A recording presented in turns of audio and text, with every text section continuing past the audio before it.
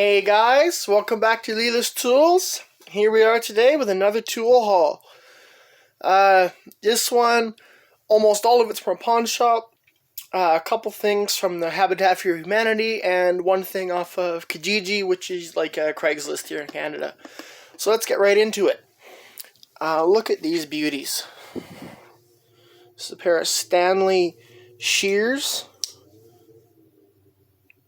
Info, made in England. Look how nice he's cleaned up. If you see my Instagram, you can see what it looked like before. Some snowmobiles in the background, if you guys can hear that. We do have a bit of snow now. So there's those guys. Put quite a bit of time into this beauty. It's just a good old RIDGID Ridge Tool Company. Elira, I think, Ohio. But sounded all these down nice, and a lot of wire brushing. Look at that beauty. So there's that guy. Did, however, when I was wire brushing, the spring assembly in here to keep it from going all crazy, the spring went flying somewhere. Do have the little metal piece. I think that's right here. But the spring went flying, so I'll find that one day. And then I'll be able to put it back together proper, but it still works. So there's that. I also got this set of Allen branded Allen keys, hex keys. It's a full set. The only one, this 6mm, is actually a 1/4 inch. That's not an Allen brand. So that's one I'd like to get to replace eventually. But yeah, nice little set, and I'll show you here. A couple of them were definitely used more than others. You can see here, this one was ground down slightly, and there's a fair bit of wear on that guy. But yeah, a nice little set. Some wrenches, good old double hex, made in Canada. It's a nice smaller guy. Should be getting close to having a complete set of these, right from small to huge. So that's nice. So there's that guy. An old gray Canada. Seen better days. Someone ground it down a bit there. But I cleaned up, and if you needed to use it, you could. And otherwise, it's great for the collection. Here we have a True Fit, which is like an SK of 32 5/16. Nice little wrench. Here's a big guy and something I didn't notice. It's an SK USA 33026 13 16 7/8. Nice wrench, but then take a look at that. It's been cracked and someone welded it. And I mean, I'm sure this would still work, but I mean, that's definitely a weak point, and it's ugly. And as Scoutcraft would say, the patina hit it very well.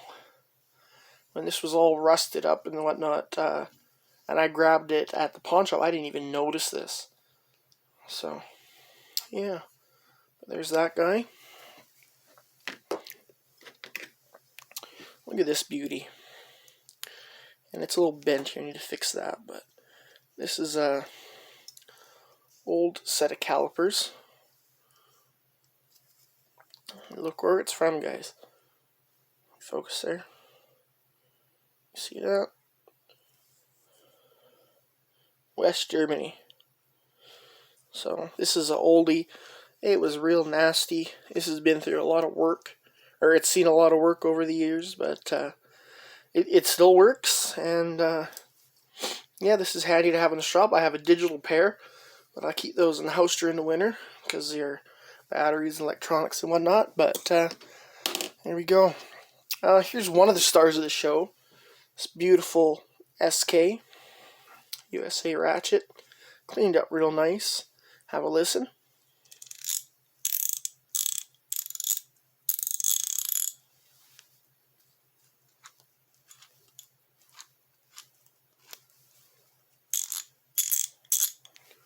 Nice little ratchet. Definitely worn on the inside. The teeth in the head himself were quite worn, but it does hold. I haven't put it under full use yet, but I was playing with it in the vise, and it does hold. It's not skipping or binding. And a little bit of super lube inside there, cleaned her all up, and yeah, this is a beauty.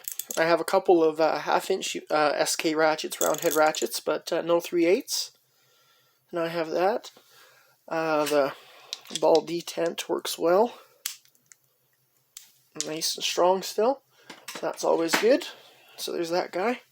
Beautiful little ratchet. Look at this interesting set, guys. Made in the good old US of A. It's a little socket set. Now, I found some of these sockets on their own not too long ago, and I had no idea really what they were for. Here, he pulled one out.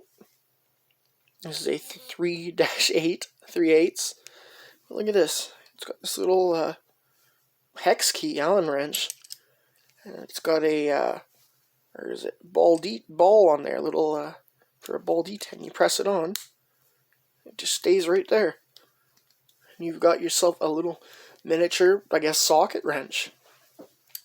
This end as well has the ball, so it's almost like an extension, except this end it seems to slide up on you like that. This end, I'm not sure if someone did that, but it's got a bit of a cut on it, so it doesn't go past there. But what a neat little set, complete set. The only one here that's strange is this guy. See what's different there, and it's 1/4 inch, and it'll fit a 1/4 inch bit in there. So you could do something like this, little baby bit socket wrench. But yeah, I don't think it's something I'd use, but super cool to have for sure in its little container. They fit together real tight, and yeah, what a neat little set. That just goes through here.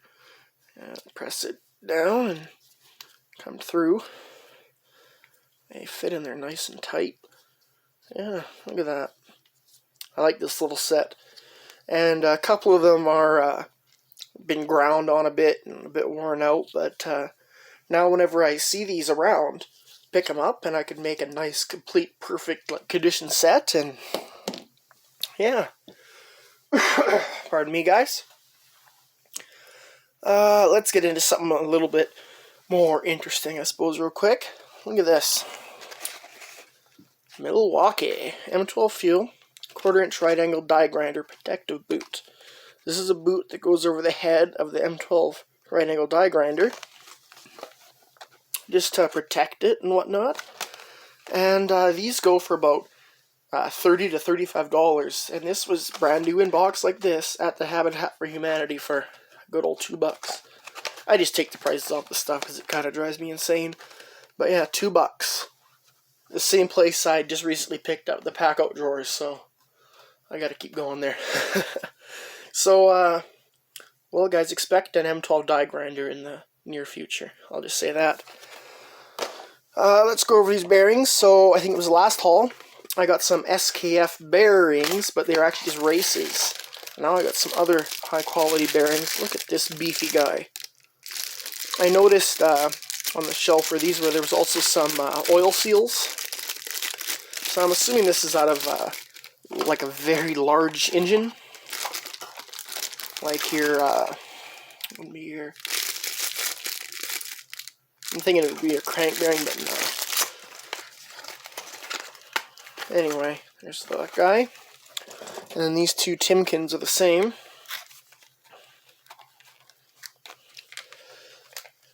And I've had people ask, why do you get stuff like this? Well, it's quality stuff, and you never know when you're going to have a project, or you want to make something, or heck, lo and behold, you actually need something this exact size, and you have it on hand, and you have a quality version of it. You never know. I'm young, and if I keep doing this by the time I'm old, there's going to be so many times I say, well, shit, look what I got. Sorry for swearing, guys.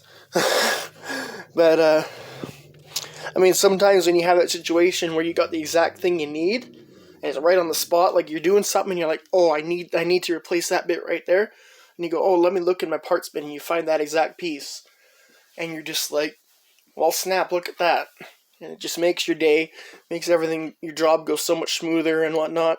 So, yeah, so I guess it's socket time, guys. Craftsman EE 3/8 drive, 12-point deep. Didn't have one of them, so pick that up. Here we have a beautiful Industrial Super spark plug socket. Also, everything in the video here has been fully cleaned up, guys. I want to see how it looked like before. You can check out my Instagram, link in the description. Some Mac. Heavy socket. What's that, 13/16? It's not far off. It's the same weight as this Stanley Challenger Impact 5/8. I mean, it's got some beef to it. Get on there. Yeah, that's nice. Another Mac here. 11/16.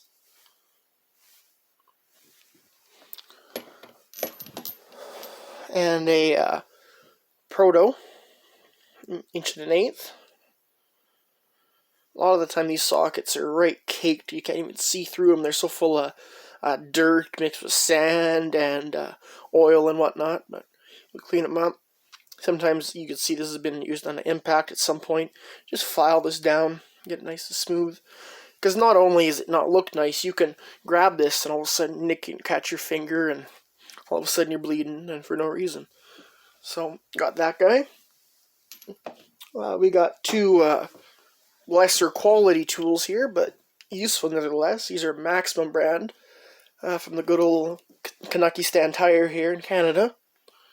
And this is a 13mm 3/8 wobble. And this is a 14mm 3/8 wobble. And they go perfect because I believe in another haul I picked up a 10mm. Pardon me, guys, my throat's giving me hell today. So, there's a continuation of the set and some of the most used sizes. I'm going to drink real quick. You got to have your Tim Hortons. Alright, let's keep her going. This is a find right here. This is a modern Snap-on USA. Little 1/4-inch 3/16 socket. Crazy to think that this is probably built $20–25. So there's that guy. We got an SK Wayne here. I've never seen an SK Wayne in this design. This looks very similar to a hold on, guys. To a modern SK. Here's a 10mm that I got warranted before I got bought out, but quite fairly similar markings. And that guy's a 7mm. Here's a gray Canada Impact 3/8. It's got a beautiful patina look to it.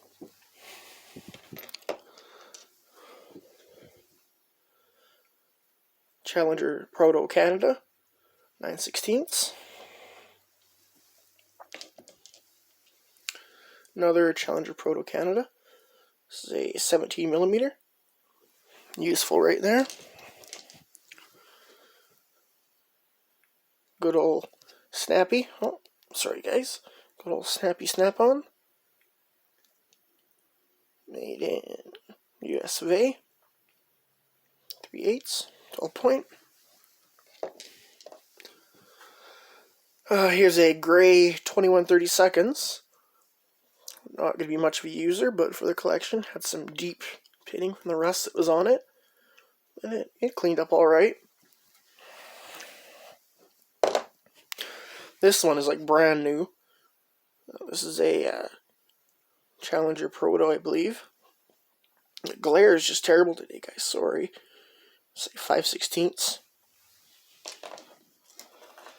And here we have a gray Canada. Where's the size on that guy? Oh, there it is. 6mm. little baby. And our last two,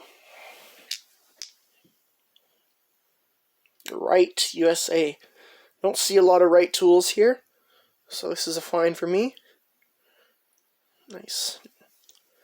And here's another SK Wayne, 5/8. Interesting how they tapered these ones. Different than a lot of other socket designs you'll see. And last but certainly not least. Oh, just so you know, guys, I think this was about... I got a bag of miscellaneous hardware, and I think this came up to $10 for the bearings, this, and a bag of hardware.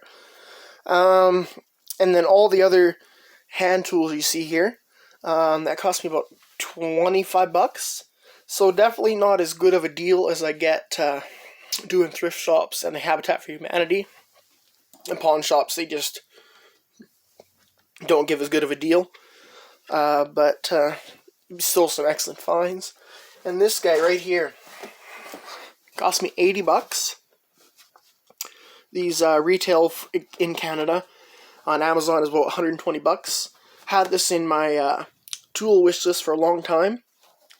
This is an OTC 5606, or if you just look up OTC Deluxe Compression Tester Kit. And this guy's like brand new. All your instructions.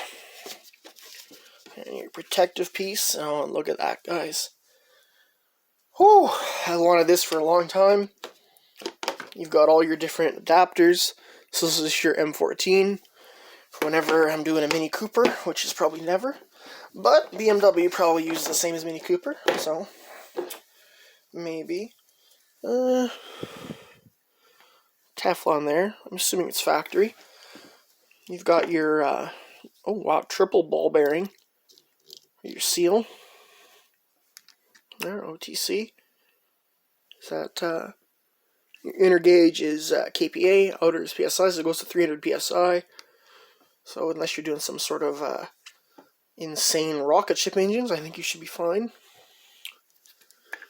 So yeah, you have your full full kit here, all your adapters. Looks like we have here a little, almost like a rebuild kit, extra O-rings, a seal, almost like carburetor jets. So yeah, full set.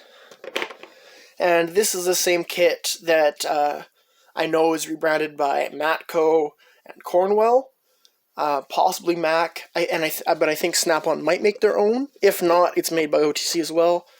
These are made in Taiwan, but very high quality tool. The only benefit you get over buying this kit for, say, in US $100 over buying the Snap-on version is the warranty. So if you're in a dealership, or independent shop, whatever, and your tool truck's coming by, and this tool, you're making a living with it, then sure, buy the tool truck. But for me, I take care of my stuff, and I don't use it. I'm not going to be using this every day. I'm probably going to use it 5 times a year, or maybe even 5 times in 1 month. You never know, but definitely not as much use as a full-time mechanic would get with it. So this should last me a good long time. So there's the haul, guys. Hope you enjoyed, and yeah, I'll see you in the next one. Take it easy.